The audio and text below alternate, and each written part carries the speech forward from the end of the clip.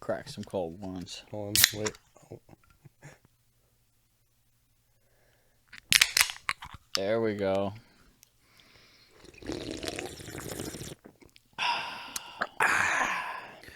Welcome back, everybody, to the Algae, a Swamp Gang podcast, where we dive into the murky waters of our thoughts to see what dwells just beneath the surface.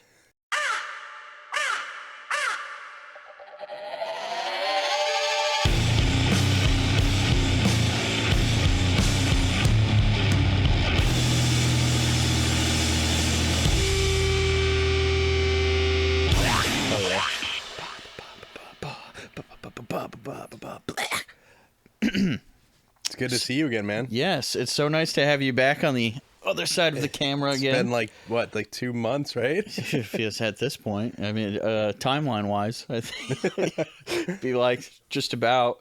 And you're here with some newly acquired poison ivy. Oh, yeah. Thanks for calling me out immediately. Oh, it's cool. You did it for a valiant effort to take home a disc golf win. Yeah, I didn't division. win. I actually didn't. So thanks for rubbing that in. He got a cool disc, though. Yeah. He got 2 cool discs. I got a CTP, which is closest to pin. So when you play disc golf, sometimes tournaments will have that, and whoever gets the closest throughout that round to the basket gets to win something. And out of all the people, that was me on a basket. That's pretty cool. So, I'm not very good at throwing frisbees, so I don't think I'd be very good at disc golf. Oh, it's fun. We should actually, not gonna lie, we should have a boys' day out and go to Tower Ridge over there. Oh, that'd be cool. Basically, you don't got to be good on their smaller course. They have like a little putter course. Oh, that's cool. And basically, you just go to the collective, which is right there. You get a couple beers, and then you just walk out on the course and play with the boys. I like that, man. You say putter. I know a bit about mini golf. I'm pretty good. It's pretty much a mini golf course for disc golf. That's cool. I'm down with that. Oh, it's a great time. I think it'd be kind of cool to get us all out on a real golf course at one point. That would be cool. But I'm not gonna lie. I don't with how you two get. I think we'll have to take baby steps into that. Yeah, probably. You guys We'll are start crazy. at like a driving range or something first, Yeah. and then we'll work our way. No, but like a Friday night hitting the tiki course with some disc golf, that'd be like a really good time. Plus, like they have live music there literally every weekend, Friday, Saturday, Sunday. I think even during the week sometimes too. Damn, dude. They have some food, so we get some beers, hit the course, then we could chill around a campfire and just. That's what's up, man. Yeah, but that's cool. The caveat is you guys got to come up here. I mean, it's no sweat to me. I'm down with it. Yeah. What are you drinking there? What is that? It's a good old Coors Light. Oh, I thought you had. What happened to the Coca-Cola? It was for the first other episode that I had. Oh, shit. That's a tall boy. Yeah, it's a Sunday, so. That's why I had the Sunkist. That's why I had the Coke Zero before. Yeah, so speaking of games and stuff, let's dive in. Yeah, man. So yeah, I know you like playing games and shit like that. Are you more like a board game guy or like a card game guy? I actually despise card games. So very much board game. Not a card game guy. No, I don't know what it is. It's like you use this. Well, it depends on the kind of cards. Okay, if we're talking like playing cards, there's no game that I want to play with a deck of playing cards. But as the nerd that I am, I fuck with like Magic the Gathering and that kind of stuff. I don't have a single clue about those kinds of games. Like, I don't know how to play Magic. I like long ago, I kind of knew how to play Yu-Gi-Oh. I've since then lost the knowledge on how to do that. Yeah, that shit was my shit. But I had a collection. I do like card games. I mean, I not so much like the poker stuff, but like play a game of like Blitz, which is like just 31. Aces are 11. Face cards and 10s are worth 10, but like you want to get everything in the same suit, try to get 31 or the highest count. Love that. My family plays that a lot. And sounds like girthy blackjack. It kind of is, with more people involved. Yeah. And then Jenny taught me how to play this Italian card game called Scopa, which is way too much. It's actually really easy to play, but like there's no way I'm gonna sit here and explain how to play the game right now because there's too many variables. It's not a normal card deck. Like there's only 9 cards in a suit, and there's only like the suits are completely different. So it goes up to like 7, and then you have like a 3 face cards, which are like 8, 9, and 10 basically. But they're like a king, a jester, and what I would assume is a knight on horseback. But you're just trying to get like highest amount in a suit, the most amount of cards, most of like a certain suit. Coins is the one. Here I go explaining it anyway. But it's a cool game. It's pretty quick moving. It's easy to learn. That's cool. I'm a big fan of Rummy as well. I don't know if you ever played Rummy or Gin Rummy. No, but D's been easy, buddy. Yep. D's been... Watch your tip, bro. Put your tip back on. Ooh, just the tip. Oh, yeah. Slide that thing back in there. D's been playing a lot of Rummy, actually. Rummy's fun. With I our like friends. Rummy. Yeah. Like I said, I don't fuck with card games. But that's fair. I mean, It's like, for some reason, it's like you have card games, you have a deck of cards, what is it, 52? And then 54 with the 52 jokies. pickup. That's a fun one. But it's like, how many different ways can you play with the same deck of cards? It's like, man, I don't want to look at fucking hearts and diamonds anymore, man. Give me something with some pictures. That's fair. I mean, because on the flip side, in terms of card games, I love Uno. That's one of my favorites. I think Uno is like the perfect card game, in my opinion. It's pretty damn good. I mean, it's easy to get into. Easy to learn. It's easy to learn. It can cause some friction in your friendships, but not too much. There's always forgiveness. There is. There's also so many ways to play it as well. Like, they have different kinds these days. You ever play Uno Attack?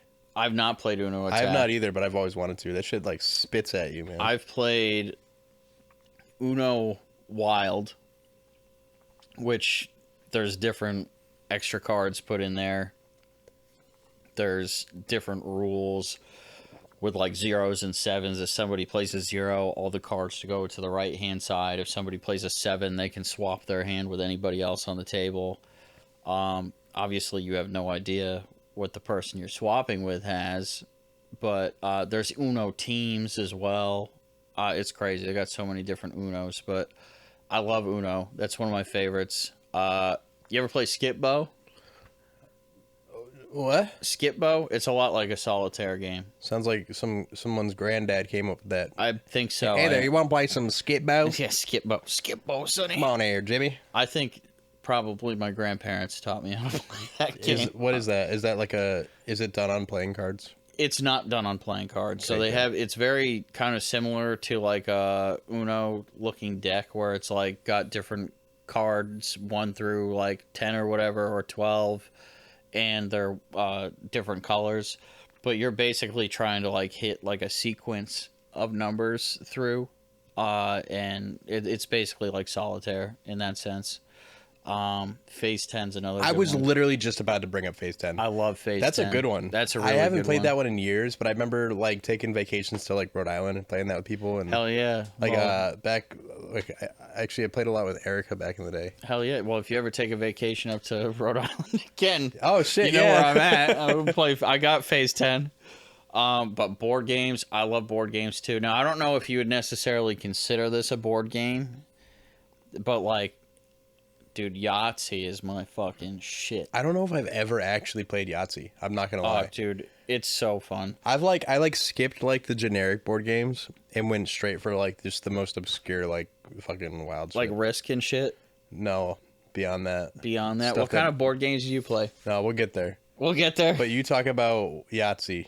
Yahtzee. Okay, I don't even know how to play Yahtzee. It's like you gotta Yahtzee's roll the played dice, with right? 5 die. Okay. So you have 5 dice, and the goal is you've got like this count of numbers that goes through 1 to 6 on one side, which is basically trying to get within 3 rolls the highest amount you can within that category for each number. And then on the flip side, you have 3 of a kind, which is you have to get 3 of a number plus whatever else. 4 of a kind, same thing. Full house, which is 2 of one number, 3 of the other. Small straight, which would be like four sequence of numbers: 3, 4, 5, 6, 1, 2, 3, 4, and then large straight, which is the 5 number sequence. And then you have Yahtzee and Wild. So Yahtzee would be 5 of all the same number. But obviously the goal is to get the highest score overall in the end. It does get intense sometimes because you're trying to focus in on these different categories, and then you just like overshooting or something, and you don't get something, you might have to cancel out another one of your categories to save it for a higher score or trying to get something else. It's pretty. I love it. I could play that. That sounds fun. Yahtzee's fun. Yahtzee's always a good time in my opinion.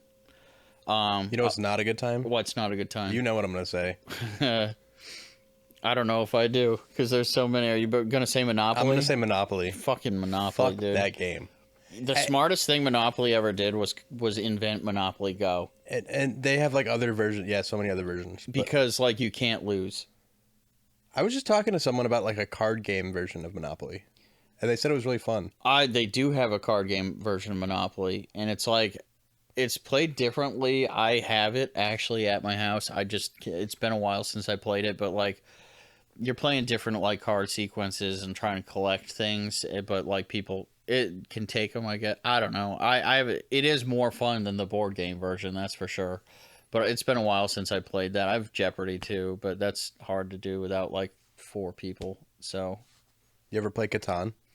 I've never played Catan. So I never played it for the longest time, and I thought it was like it just the artwork on it seems like it's just very like chill, you know. It doesn't invite me enough. It's like very like old school feeling, kind of like it's like kind of like 80s looking art, Okay. 70s looking art. It's like it's just old. It looks old, but you play the game, it's a lot of fun. It's like Risk Light almost. Okay. So it's like a more palatable game than Risk is. But I played it for the first time at Dee's cousins, and I had a blast. I thought that was like a game that I actually want to pick up and like start playing with people, because that was like a lot of fun. And you get like these little tiles. You have to like claim pieces of land, and then you get resources, and then it doesn't sound fun at all now that I explain it, but it's actually it's actually a blast. A lot of games you try to explain it, they don't sound as fun as they nearly are. I mean, I feel like if you tried to explain Connect 4 to somebody, it'd probably sound like a really boring and stupid game. But if you got the right people together, Connect 4 can be really intense. I am not the right person because I don't pay attention to the right things. You don't pay. There's 2 colors. You can't pay attention to one of them. Well, no, it's not so much. It's that I'm focusing on, like, I know what I'm going to do. And then, like, I don't pay attention to the amount of space that's on, like, either side of the opposing color. Like, Jenny kicked my ass about, like, 5 or 6 times the other day, like, in a row. In Connect 4? In Connect 4. Because I'm like, I got this. I also had a little bit of something, you know, to inebriate me a little bit. So I'm sure that didn't really quite help the outcome of the game. The other game, I never beat her in. I can never beat her in fucking Chinese checkers, man. Never played in my life. Oh, my God, dude. Is it the one with the marbles? Yes. Also, my fingers are too fat, dude. My hands are too big to be fucking trying to be moving these marbles without them going all over the place. It's a pain in my ass. I go to move one marble, 6 move. I got to remember where they were now, too. Fucking bullshit. I hate that. It can be fun. I'm sure it's fun. I just, like, I'm sick of getting my ass kicked by my fucking partner. Like, let's play Chinese checkers. Okay. Every time. She knows she's going to kick my ass. She knows it. That's hilarious. I bet that's why she likes to play it with me. Probably feels good. I love you, babe. Yeah, I never played that before. Yeah, no. It's cool, though. It is a cool game because you can play with up to, like, 6 people at the same time. It's pretty cool because you got, like, a whole cross section going between different, like, triangle spaces on the board. So it is a cool game.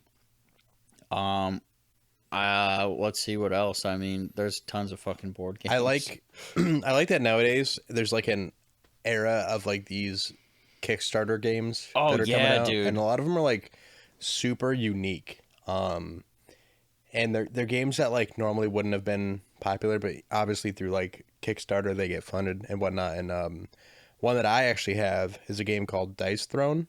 Okay. It's actually super nerdy. So if you took like Magic the Gathering, watered it down, and then added dice to it, it's kind of like what it is. I feel like I'd be able to understand that a bit more, actually. Oh, you could 100% play this, and you'd have a blast. Anyone could play this. Basically, in the box, the standard box, season 1 box set comes with, I think, like 8 or 10 characters. And the character, it comes out with, like, you pull it out of a box, and it's like little boxes, and each character has their own little box. And then you open those up, and there's a board for each character that has abilities on it, and you have cards that are for that character, and you have 5 dice.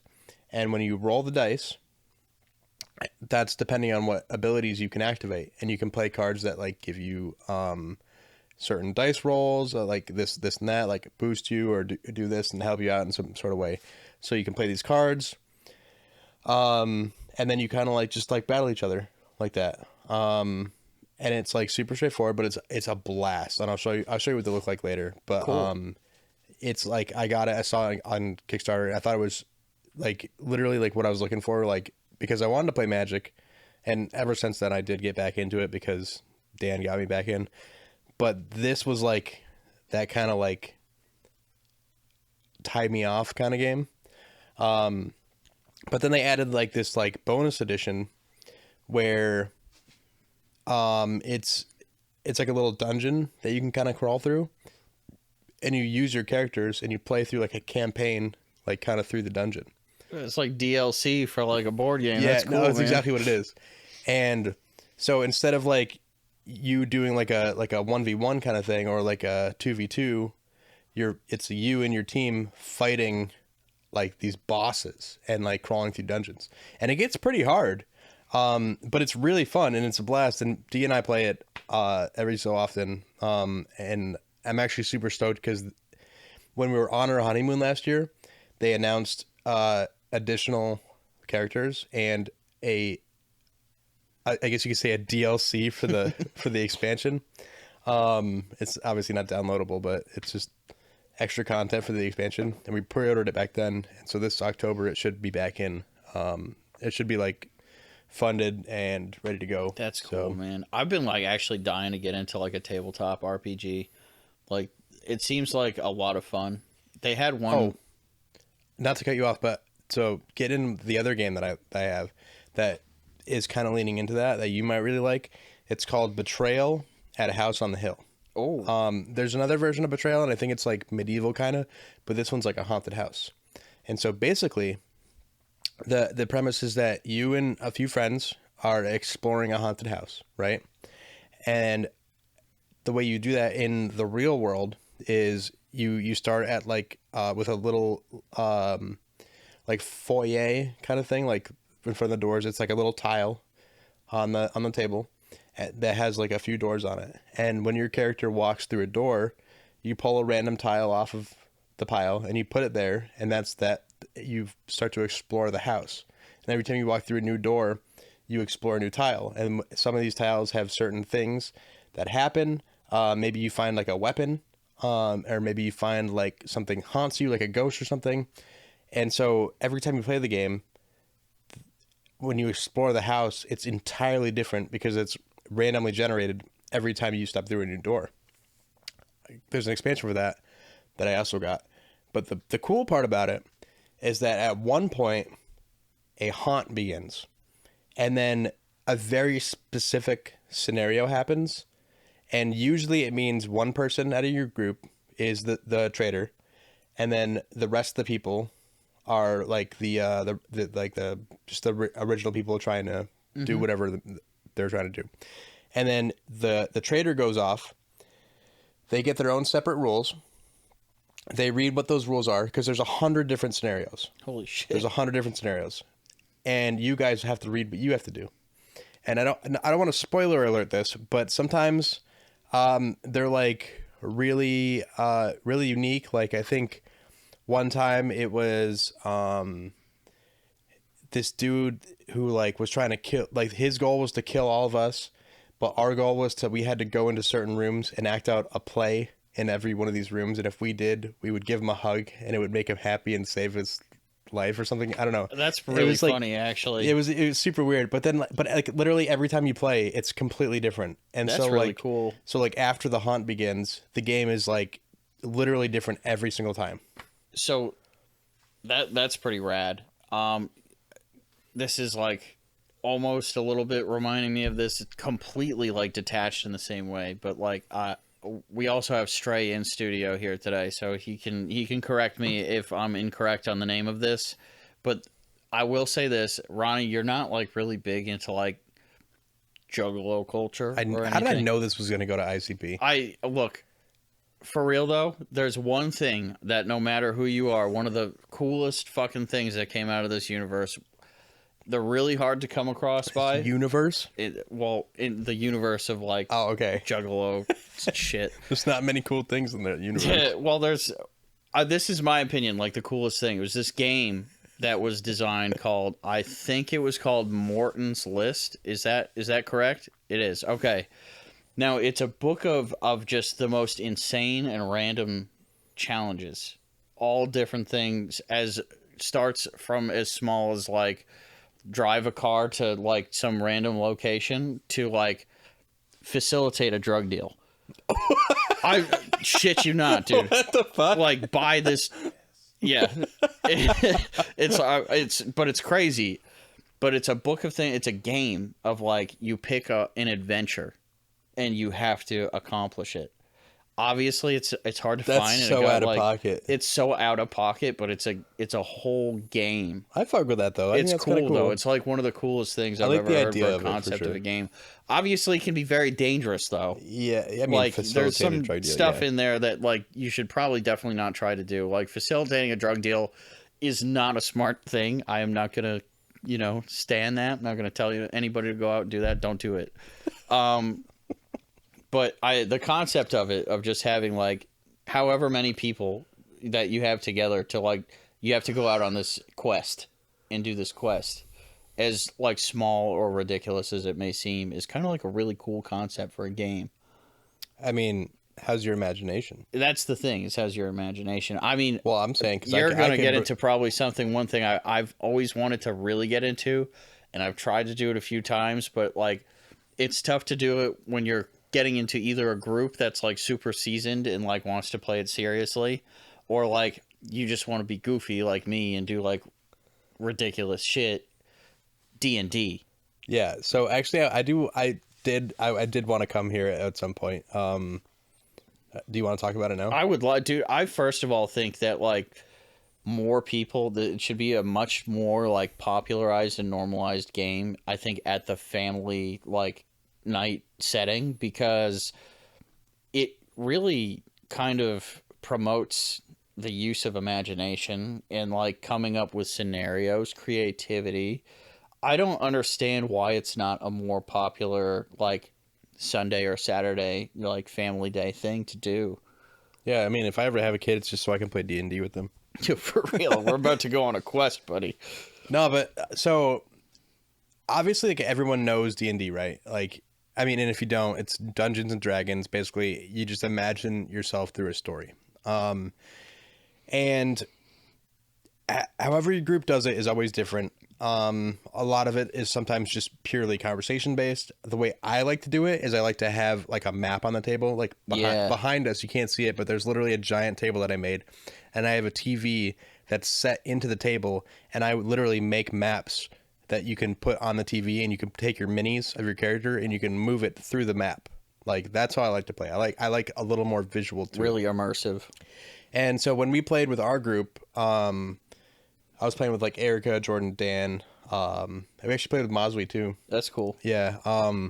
It was going great. But obviously like Erica and Jordan had their kid, so yeah, life happens. It's hard to keep going. Yeah, we put it on pause. So hopefully someday we'll return to that because it's kind of hard to get together now. Yeah. But the way I like to play, because I was the dungeon master, and the way I like to play is I like to let people do like what the fuck they want. And I will say this, I don't know if it's controversial, but I feel like a good DM will let their players do whatever the fuck they want, but there's repercussions to it. Mm-hmm. A bad DM will be like, no, you weren't supposed to do that. You ruined my story. It's like, do you not have an imagination? I thought, like, to me, that's what I always thought, like, was meant to be the thing. Obviously, I think it depends on the group setting you're in. Yeah. Because if you're going down a certain, like, path and you guys have been taking it a certain way the whole time, and then all of a sudden somebody's like, I'm going to kick the goblin in the nuts. And it's like, we haven't been doing this the whole time. Now you're going to start doing this? Well, yeah, it's like the blatant sabotage. That's kind of hard. But like, if it's always been like a, you know, like, I'm going to drink this thing that we found in the corner and see what happens. Like, if that's your character, like, it makes sense and you can roll with that. But that's the job of a good DM, is to be like, roll that dice, you know, and then if you get X amount, whatever, plus your, you know, dexterities or that, whatever. But, you know, oh, you got a 2. You're not in good shape now. I mean, even though, like, in your head as the dungeon master, when someone rolls for something, you can put like a difficulty to that. Like, you don't have to be like, oh, if they roll an 18, they automatically succeed. No, like, maybe in your head you can be like, the only way I'm letting you get away with this is a nat 20. Is a 20. And if you roll like a 15 to 18, maybe you kind of succeed. Like, you gotta gradiate the scenario kind of a little bit. You can't like just be like a yes or no. I feel like people who don't have fun with it, it is like, it's because the DM is like very like all or nothing, or like it's not like open enough. I was actually just talking to one of Dee's friends that was over last weekend, and she got removed from her group because she was a little more out of the box, and we were talking about it, and I'm like, no, that was a bad dungeon master that you're playing with. That guy fucking sucks. Like 100%. Like if you're doing something, like, she was literally using her creative, the creative parts of her mind to do something that she thought her character would, and it opened a door that the dungeon master didn't think would have been, not like a literal door, but it opened like a concept that the dungeon master didn't think about beforehand that could happen. And instead of like just like improvising on the spot or trying to figure it out, literally was like, oh no, you're ruining my campaign, you're out. And like, that's so dumb. That's so lame. But like, for us, so when we started, I was dealing with Dan and Jordan, who at the time they were both drinking. They're both sober now, but they were drinking, and you know, both of them, after we drink a little bit, they get pretty goofy. They get goofy, and both of their characters were literally just them, but like personified times 100. Like, it was like Jordan's character was literally a drunkard, and then Dan's character was just like this guy that has no idea what's going on half the time, and I had to like combat that in the storytelling. But that's what makes you a good DM, though. And that's what made it fun for me, though. Like, I fucking giggled so much because of those dumbasses, and I love that. I love that, dude. I want to get into that. But D&D is a game that, like, it's not like a board game, I guess you could say, but you can make it a board game. But it's a game that I feel like everyone should have to play. If you ever want to, I mean, it's even with I know Hunter wants to, and I'm sure that I could force Stray to play a little bit, but we should do like a one shot with us and our ladies. I would love that. And we could all just like I can write it up. It'll be like a quick like 3-4 hour thing maybe, and we can play down here. And that'd be so fun. Yeah, and then maybe in the future it can be like more of a thing if it needs to be. See how it goes. But if not, it can just be that too. It's a good trial run. Yeah.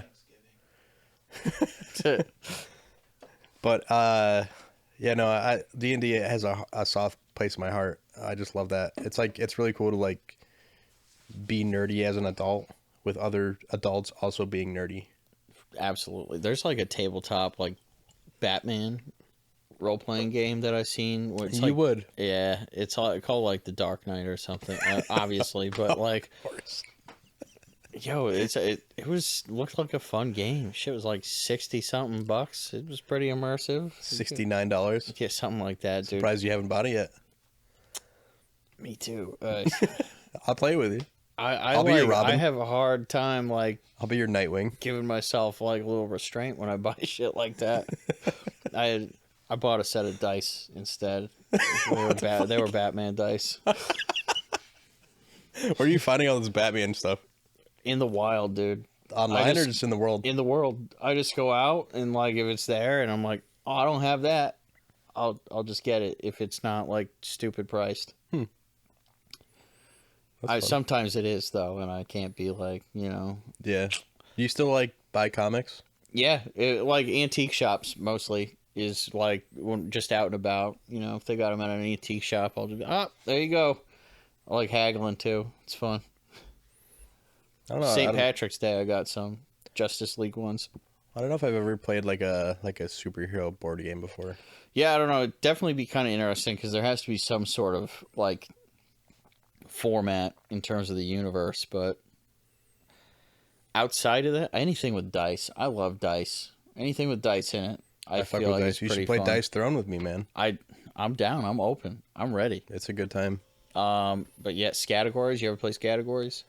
I feel like I've heard of it. It's the only game I've ever seen that is a D26. Because it's got every letter. That's so random. You got 26 letters, that so makes it's got all sense. the letters on it. But it's like you pick a card out of the deck that's got like X amount of things on there. You roll a die, whatever letter it is, you have to come up with like something that matches the category with that letter, and then you have 3 minutes to get the list done. What's the list? So the list is like, again, it could be like video game, things Is there like you do a certain outside. amount, numbers, like 10? Yeah, it's like 10 things or Okay. something like that. Just a random thing at every line, but like you just have to come up with something with that letter. And then if you have 2 words that fit that in that category, it can't be like an adjective. Like it can't be like pink pearls. Like the pink wouldn't work. It'd have to be just pearls for P on something like things you find at a Pink beach. pearls, huh? Yeah. Yeah, pink pearls. But yeah, that's a fun one too. That's pretty good. Jenny likes code names. That's like a Czech game. Like a I feel like I've heard Czech that. Is that a Republic newer game. one? It's kind of newer. It's like got all these words you put down on a thing, and then like your people that give the hints have this map that they're sitting there. There's blue cards and Mike, Hi. what are you doing? My cat just decided he wanted to say hi to everyone. welcome. This is Butter in the studio. I don't think they can I don't see know him, if you can but- see it. Maybe his tail. Oh my god. Yeah, he's a good boy. Hi, Bubby. Okay, bye.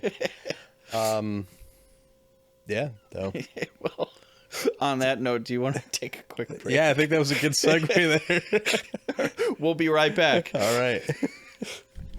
There's a part where Butter's tail is just like the only thing in frame, but it's lined up between John's legs. Oh shit.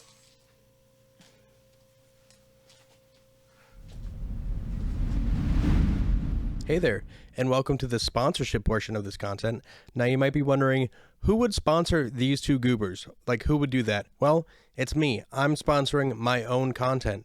And you might also be wondering, what do you mean your content? Isn't this Novls content? And well, yeah, he is the host, but I'm the one behind the camera.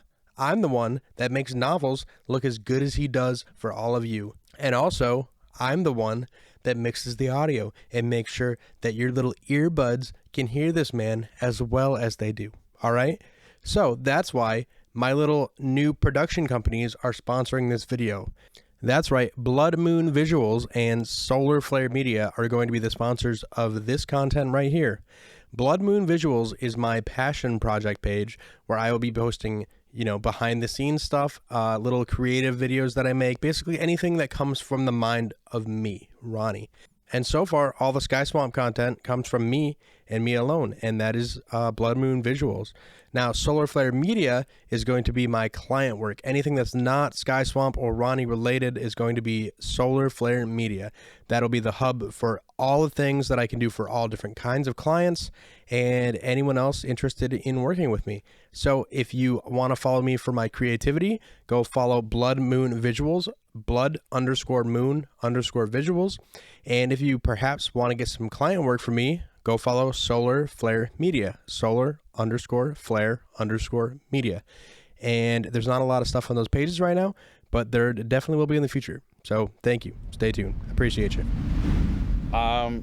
Yeah, so I don't know. We're back here after the break. I'm just gonna say, Ronnie, you came with another topic for the table today. Why don't you hit us with it? All right, so this one is actually super, super hot right now. It is taking over everyone's world in one way, shape, or form, and it is absolutely going to change the future of humanity and how we operate on a social structure. And this is the topic of AI. It's a heavy topic right It's a there. crazy topic. And honestly, I'm not really even educated enough to talk about it, but just me as a bystander so far, I do have a few things that I want to talk about. I would love to hear it. Before we jump into those, I'm gonna start off by saying this is like my own personal thing. I know that like they are works of fiction and they are works of art, just fiction, but it's much like Jurassic Park, you know, where it's like, are we really wanting to bring these like little woolly mice to life and try to bring back woolly mammoth? I don't fucking think so. Okay, like we've had movies about why this is a bad idea. iRobot, great example of why this is a bad idea to keep this progressing. Terminator. Fucking what was the other one?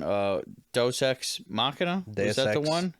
Deus Ex. Yo, let me get a dose of X, bro. I don't know. Deus Ex Machina though, where that Deus the Ex like Machina. you know, it's just kind of one of those things where I feel like there's enough, literature that has been put out there, enough film where I know it's fictional but and theoretical, but it feels a little too real of what could happen, especially with some of these engines that they're creating where I can't remember the specific name of this AI software, but like it came up with blackmail emails over one of the creators of the software because they were going to shut down the software, and it tried to leave coding in behind for the next like version of it to be like so it couldn't be shut down. Stuff like that.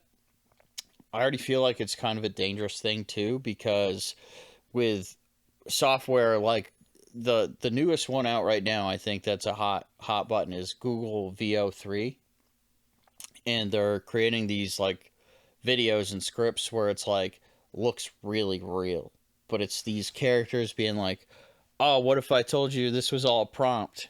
So I've seen those, and that's actually kind of like that's one of the things that kind of like made me want to talk about this, and it's because that kind of stuff is scary. Like, I watched that video and I noticed like with the mouth movements and stuff like that, like it definitely wasn't right. Like I knew it looked off. But from that technology 1 year ago when it was making photos of people, You have like the six fingers. and at first you look at it and you're like, oh wait, is that yeah, that's an AI image. But you had to like almost think about it, and now it's like it's coming to video, and like that's really scary to me. Like aside from like the Terminator and that kind of stuff, maybe that stuff will happen one day. I think if AI wants to be smart enough to like actually be self intelligent and like attack us, they could literally just like cut the credit card system or like the financial system underneath us and like just like cut everything off. We can't buy anything and we're fucked. We're just like destroy ourselves. Well, yeah. But like the fact that people can make like fake videos, like I could literally make a video of you like saying some like fucked up shit and put it out on the internet, and then a lot of people would be like, oh my god, I can't believe John would say that. And then it even opens up further, because then you have, especially if it's like on things like Threads or something like that, it's like there are people like, yeah, you fucking idiot, I can't believe that you'd think that this is real. And then there'd be the other people saying the exact same thing, being like, yeah, you fucking idiot, I can't believe that this is fake. And it's like it starts a war. I'm like actually a social glad war. that you touched on this, because there's a story that happened not too long ago. This happened within like the last year or two, where something like this actually did affect somebody and almost got them fired, where there was a gym teacher that was being let go and they were very bitter about it, and they took this script that they wrote out that sounded very like kind of racist and like derogatory and like kind of like not painting this principal of the school in a very good light, but they like took vocal clips of him that he had and they ran it through this like this program. Mm-hmm. So they had the script and it was him saying all this stuff to like a supposed student, and this person like sent it from a third party email to everybody in the school system. Now, he almost lost his job and almost had his complete reputation and career and life ruined. But luckily, thanks to the law enforcement in their area looking deeper into it and seeing that the trail of emails didn't make sense and it went back to the cousin of this gym teacher, they were able to debunk it and find what happened. But there are very real repercussions of these things that like can be found and not immediately be able to be distinguished as like legitimate or not, you know? So that brings up like two types of like AI, and I guess AI is kind of like a loaded topic because like really like a lot of it's machine learning, which is Yeah, not absolutely. like artificial intelligence. Like These are obviously extremes that but there's like assistance in the things you do every day, and then reproduction. Like the thing that I don't like about AI and the idea of it is like reproducing or producing things that don't exist.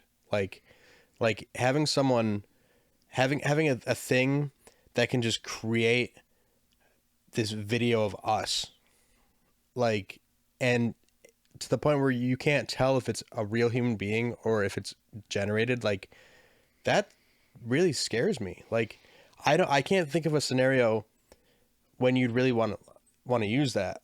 it's not it like- wouldn't be used for anything positive. Well, I guess the one thing that I can think of is like I'm a huge fan of the Horizon Zero Dawn, Forbidden West, the Horizon franchise on Sony. Mm-hmm. One of their main characters, the voice actor from that, I can't think of his name. I feel so bad. Something Riddick. Shit. The name Riddick sounds really Yeah, familiar, I think it's. but I don't want to like discredit the man because he's a phenomenal actor. But he was the voice actor of one of the characters, Silence, and he passed away. And they have more of the story to be told. Now, this is one of those weird scenarios. It's like they could use AI to continue his legacy in a way, but also that could also be disrespecting his legacy at the same time. well, touching on that, you got the whole Fortnite thing going on right now too, where they put in Darth Vader into the game as a character. Oh, I did hear about And this. the estate of James Earl Jones said, yes, go ahead, use AI to recreate his voice. And then I think it was SAG-AFTRA, Screen Actors Guild, came together and said, this needs to stop because we're actually putting people out of work because of this. So you have something like that too, where, it's continuing. Yeah, on one hand, you're continuing a legacy. On the other hand, there are people that see like this is a violation of workers' rights and it's dangerous in that front. But you're right. There's two complete different sides to AI at the same time. But if you're talking about it in that aspect too, that's like I don't even know which side I'm on technically, because like there's a part of me that like as a creator, right? And if I was part of a franchise, there's a part of me that like that might sign something that says, after I die, if my estate wants to use my voice to continue this series, you're more than welcome to. There's a part of me that wants to say that. But if someone that has already passed can't consent to that, and the art that they have created, the acting that they've done, is being controlled by their estate, then I'm kind of like not okay with it. Like if you consent like pre-passing, I think that's like okay, but like to like kind of make it live on.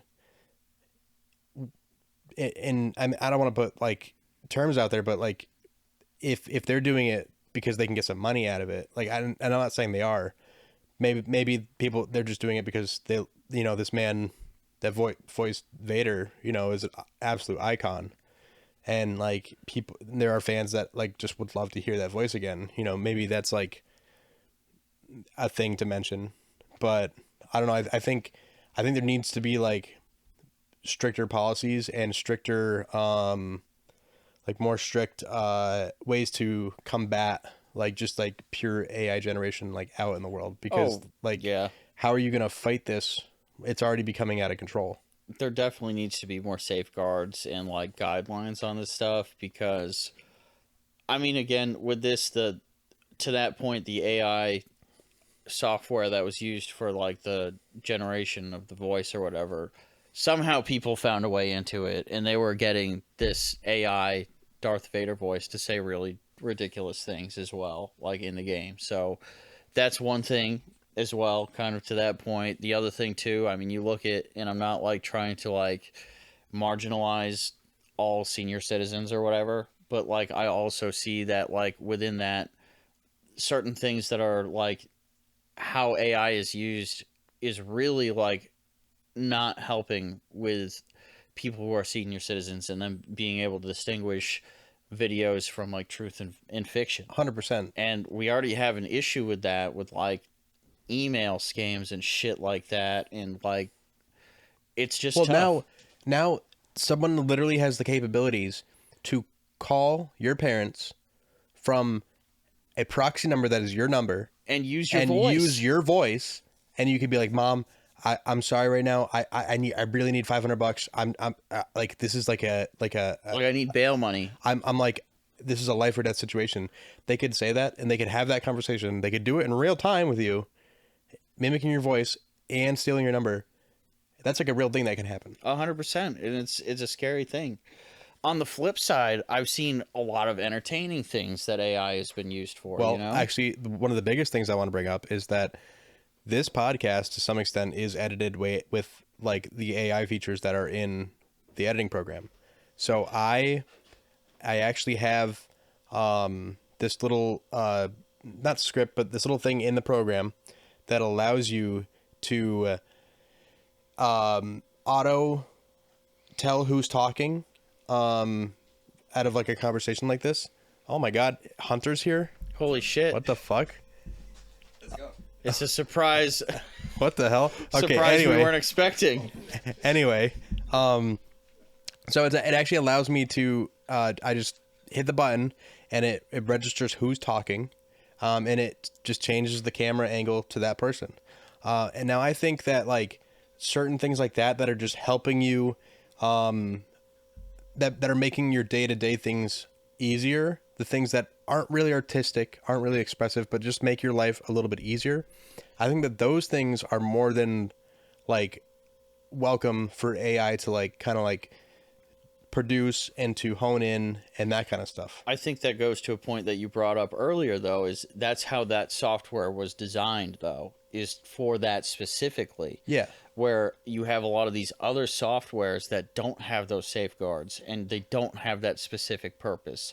I think you're seeing a lot of companies developing these softwares and these programs just to see, for the fuck of it, who can get the most complex and the most like in-depth and accurate to whatever you can ask it to generate, or whatever information you could possibly want, or even have its own, to extent, self-awareness.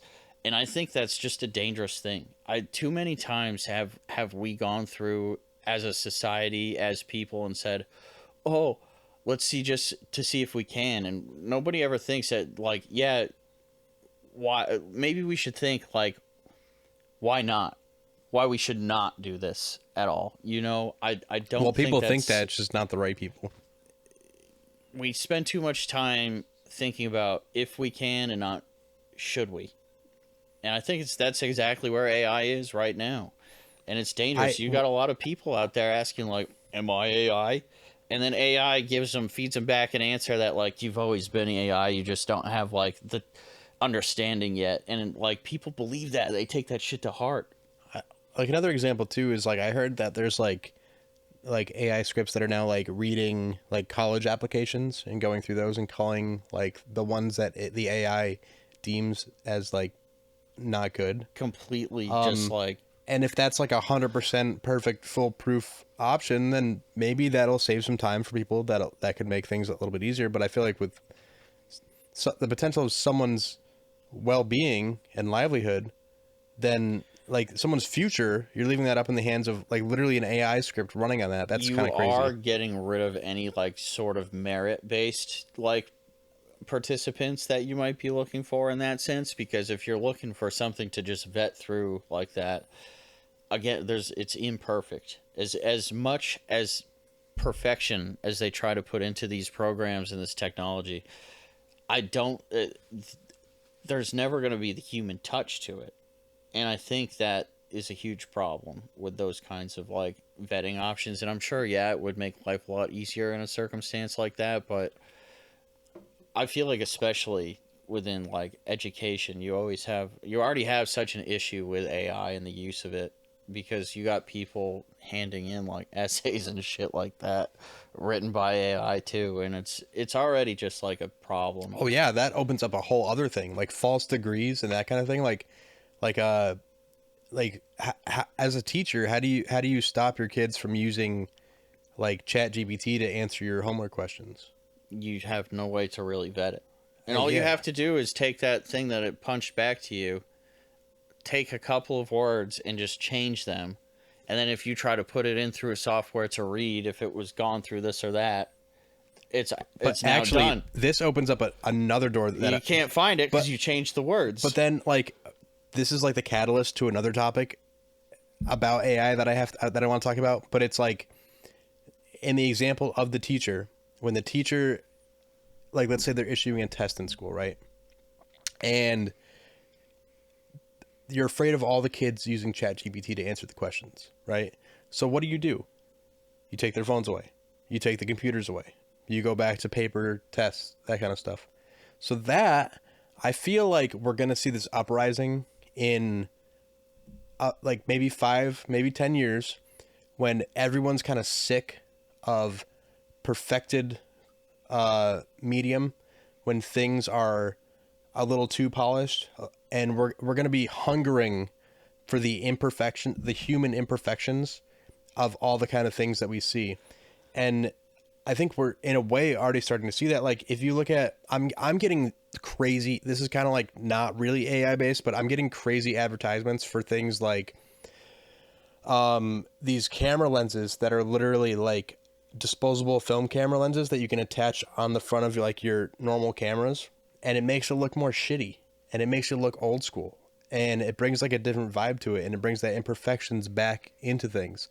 And I think, like I said, like in a few years when literally your 12-year-old kid can pop out like the most perfect AI generated video possible, I think it's going to start turning heads the other way, because it's just not interesting anymore. Like, people want the struggle, people want the imperfections, people want like the human connection. 100%. I mean, to your point too, along that, I mean, I'm going to kind of like loop in and out with this point, but like, for one, you're looking at even a couple of years ago, like, this is way past the iPhone 5C at this point, but like, you had these like underground rappers that were kind of starting to make a rise and shit. Like, I one of the ones that most forward comes to my mind is a guy named Scarlord from the UK.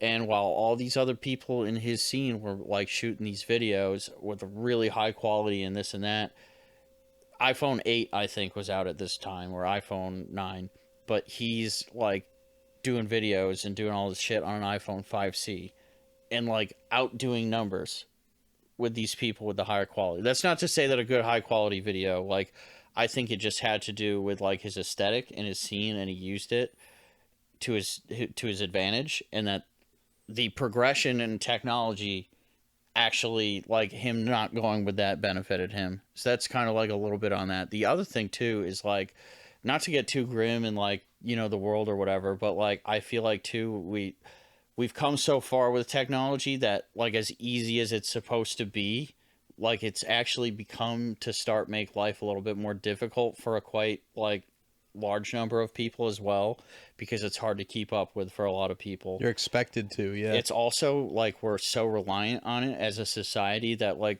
you know, again, not to get grim, but like push comes to shove globally, like technology is going to start to become the first thing that's going to be targeted to try to take out. And I think that there's something to be said about like a physical copy that, like, after X amount of time, the file is not going to be deleted in this file cabinet. It's still there. Well, I for that reason exactly, I wanted to get myself. Canon just came out with this like little like printer thing here, and it prints out like, you know, like the Instax does, how it prints out the photos. It does that, but you can print out any photo. You can send any photo to it. That's cool. And you can choose different sizes and that kind of stuff. And I was like, for moments like this, when me and you're just hanging out, like, I would just love to snap a photo of us, print it out, and be like, "Here, bud. There you go. Right Remember that time we did that one thing? Like, it. When you're younger, you know, think about that kind of stuff. You're like, dude, that's corny, bro. I'm just gonna remember this. But then you get a little bit older. You don't remember as much. You don't remember as much, and then like obviously like you said, you're living chronically online these days. I love the aesthetic of a Polaroid picture too. Yeah, something like that. Like I've got them on my fridge and shit. You know, just so fun. Like you're in the moment at a party, somebody's got a Polaroid picture, and it's got that vintage feel to it. Like you took the picture in the 80s or the 90s, but like it's captured there, and you remember every time you look at it. I've taken a lot of fucking photos in my day. Like, obviously, you know this. I've taken a shit ton of photos in my day. But some of my favorites, absolute favorites that I've ever taken, were literally with the little Instax, like, kind of Polaroid style thing, when we were filming vocals for Odium at that little cabin. And I have, like, it's over there on a table. I have, like, 8, maybe 10 of them. And it's just little moments that we captured throughout that weekend. And, like, literally those photos mean more to me than, like, most photos I've ever taken of, like, just random shit. And, hell yeah, like, man. I think we're kind of a little bit off topic, but like it's just like bringing it back around, like the human aspect of like all these different facets of media, and like especially AI. Like I said, I think we're going to be like really wanting that human, you know, the human like vibe, and what's the word I'm looking for? I mean, the human connection. Yeah, because it's not going to be fun playing a board game with AI. To tie it all together. Well, I mean, you can play chess against a computer. But how many times is that going to be fun? The computer kicks my ass every time. That's it, because it's analyzing. And it's like, also you can set it to like you can play against Magnus Carlsen level, or you can play against Knowles level. I kick that dude's ass. Hell yeah. He got his ass kicked by my girlfriend in chess. Nah. Let's tell the full story real quick. Okay? I could probably beat Hunter too. Oh, she kicked her his ass. He kicked her ass in chess. Well, it was a close game from what I understand. But she came back from my throat after that with Chinese checkers. Let me get the facts straight there. He won in chess. She won in Chinese checkers. Yeah. But Ronnie, come get this chessboard. Does Hunter want to say anything? He stepped up real quick. I know, he came into the studio here. On tour one time, I beat Noel in about 3 moves in chess. It's not good. It's seriously 3 moves. Actually, I'm not gonna lie. I don't think that I could beat you. Dude, I could fuck people up in chess. I don't believe you that. went through I'm my father's son. sentence. Let's get it. Son of Gar. Dude, Gary though, I feel like he could kick some ass in chess. He's lethal. He's lethal. Yeah. But I beat him once in chess, and he's like repressed it, and just like won't admit it. Like, it never happened. You never beat me. Just like that time that you talked like, about. Maybe someday before I'm dead. And I'm like, dude, I did. I beat you. Ronnie, though, it was so good having you on the other side of the camera again. Hell yeah! I love having you here, man. I'm sure it'll happen again really soon. This is technically the first Algae episode with all 4 Sky Swamp members all on 4 it. of us in studio at the same time. Let's dive in. Yeah. Let's dive out. But time to dry off. You can find me at It's Novels, ITZNOVLS on Instagram. You can find us on Instagram at algae_pod. You can find him at blood_moon_visuals and at solar_flare_media. I think we got to stop reading off all these. Yeah, you guys probably know where to find us already. But if most importantly, have any is at Sky Swamp Orange. at Sky Swamp Orange. If you guys have any suggestions for topics, any questions you have for us, anything you want us to ever talk about, you can hit us at the Gmail, algae.swampcast@gmail.com. Thank you. Also, really quick though, if anyone wants to further talk about these things down in the comments on the YouTube video, Yes. feel free. Even if you're listening on audio, just take it to the YouTube comments and start fighting with people down there, or just say hi. We love you, and might also hate you, but it's fine. Yeah. Don't be a piece of shit. We'll like you. That's it, really. That's it. Later. Bye.